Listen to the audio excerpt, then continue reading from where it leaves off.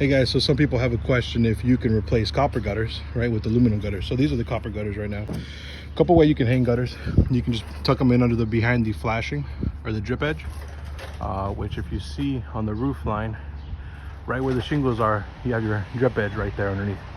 So this one was all one piece. All right, you had a gutter with a lip on it. So that actually gets installed before the shingles get installed.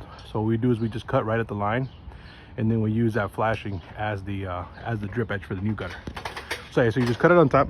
All right, you could just use an angle grinder. All right, so here's an example of what we use. All right, just an angle grinder. You go across the top of the line. I'll show another video on the next ones we cut because we got a couple more to cut. But yeah, so if you want to replace your copper gutters with aluminum gutters, right, seamless aluminum gutters like these, you just cut off the copper gutter, and if you have flashing or drip edge, use that.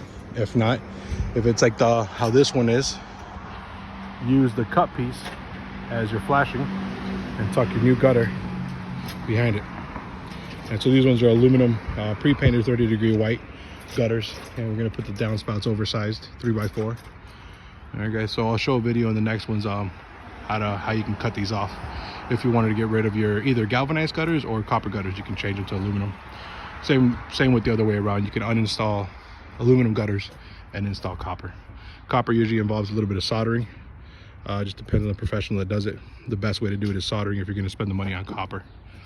All right guys, we'll show you. I'll put up another video following this to show you how to cut the top of the gutter.